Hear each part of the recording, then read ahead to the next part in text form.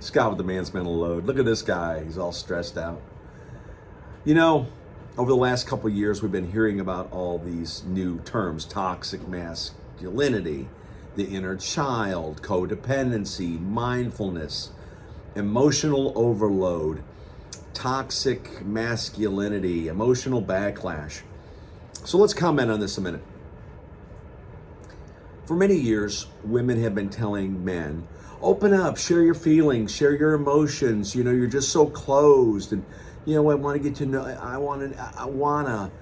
And so guys have been doing this over the last couple of years. Scott Galloway. They've been doing this. But women are starting to realize now, well, hey, I'm not your counselor. I'm not your psychiatrist. I'm not your psychologist. That's not me. I'm not your mommy. It's like that unnamed female influencer up in Boston with the lineman husband and the 4 kids. He doesn't even think about, okay, we know that lady, right?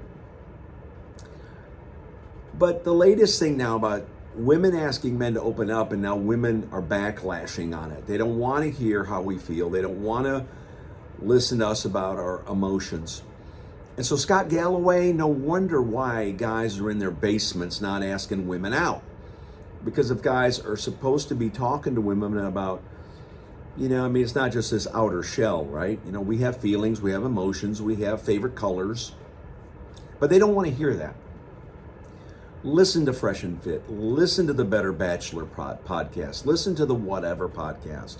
We know what a lot of, especially young women these days, want. 6-pack, 6-figure income, 800 credit score, nice car, nice watch, nice hair. And this is my real hair, by the way. That's what they want. Now, when we have our standards, you know, we want them to be maybe 5'7", blonde, 36 C or D, 125, 130 pounds. We're bad. The men are bad because we're, you know, but women now with their unrealistic expectations. You know, I come from a different era, and a lot of these guys too, what Men Can Be Heard or Men Must Be Heard podcast, that guy, he's really good. When men have their standards, we're bad. But when women have their standards, they're celebrated. I will tell you, I got married when I was 22. My wife was 25. It was different back then. And I'm not talking the 40s or 50s. I'm not talking the Brady Bunch or Leave It to Beaver. I'm talking, I got married in 84. But we were young, right? And I was in the Navy, didn't have a lot of money, and that's the way it was. Now, we have 2 grown kids, 3 grandkids, and it's going good. But my best friend and I were actually talking the other day. We would not want to be single today. No way. How would that go on a date with a girl who's 30, 40, 50? What's the guy going to ask her, right? Hey, what's your body count? Hey, what's your credit score? Hey, let me see your nails. Oh, wow. Oh, gosh, your roots, your eyebrows. Oh, man, the crow's feet.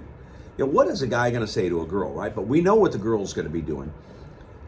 Not all, but some. They'll be on their phones. They'll be clicking. They'll be taking pictures of the food.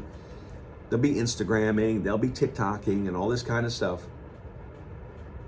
But Scott Galloway, let me tell you another reason why guys don't want to get married. They are scared to death of Paige Connell. That's the woman who's up in Northeast at Boston area, 4 kids, lineman husband. And when you get a chance, Google Awaken with JP and look at his video about the lineman husband. I've mentioned that video 100 times. JP does a great job. Awaken with JP. And he's wearing like a yellow vest. But anyway, I think now more than ever, dating is tough. Dating is hard. I mean, you have so many single women out there. You have more single women than ever before because they went to college, they're in the workforce, and now they're hitting 30, 35. They hear the clock ticking. Always the bridesmaid, never the bride. They want a kid. And then they're finding that guy with a 6-pack and all this stuff. And that guy, maybe he does have a 6-pack, but if he has a 6-pack, guess what? What is he doing a lot of his days at the gym? So when they get married and she goes, come on, sit down on Friday night, Saturday night, let's watch a Hallmark movie. And let me do it this way. Because they're all the same, right? We all know about the Hallmark movies. Girl in a small town goes to New York or Chicago, lands the big gig. Her multi-million-dollar boss, is hitting on her, but he may be married or he's a jerk.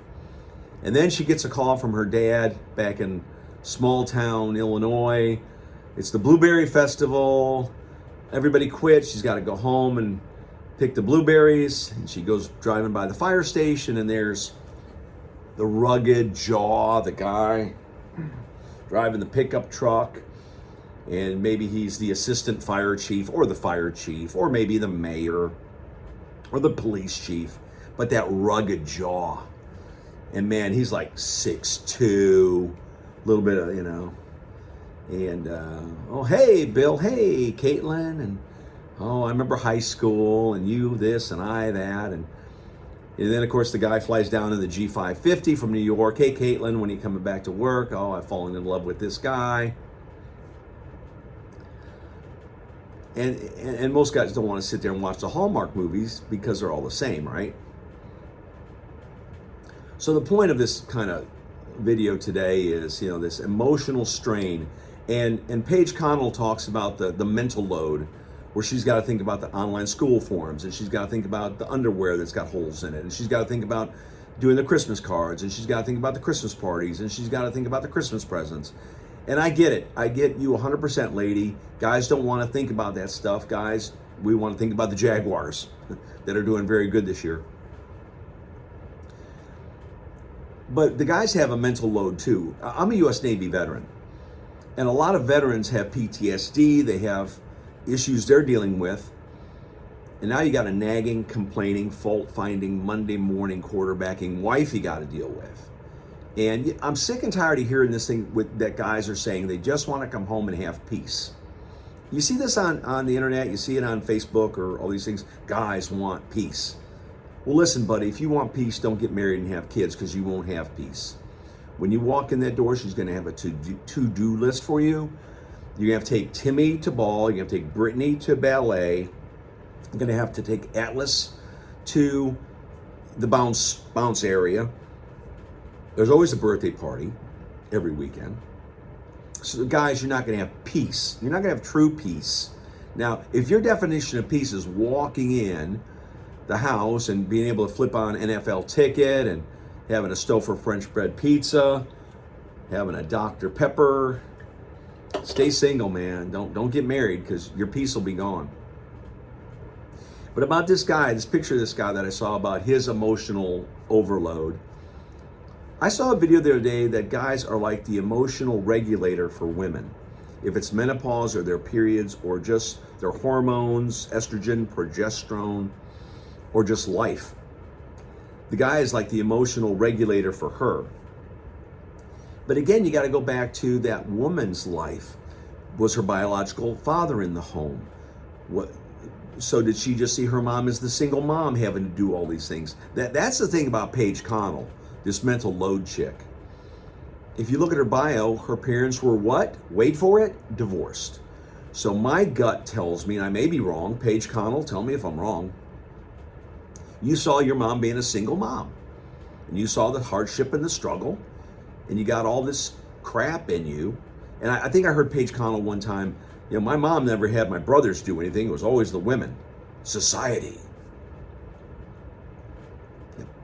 Yep. But Paige Connell, you want to be out there, personality, and working in corporate, and throwing your husband under the bus. Shame on you. Shame on you. But this guy here, the emotional overload, we have emotions too, people. Men have emotions, men have stress, men have high blood pressure. And on the issue of suicide, which is a very dark topic to talk about, men succeed in suicide more often than women. Women do it for the most part to get attention, men do it to escape. And if one more person tells me suicide is a coward's way out, well, it's a coward's way out, I guess, for the people that are left behind with the bills but he finally gets his peace. And so it's sad, but I really wish more people would recognize how men are stressed out. And yeah, women are stressed out too. I get it. I have a daughter, I have a wife, I get it. Happy holidays. Scott Lair with the Man's Mental Load.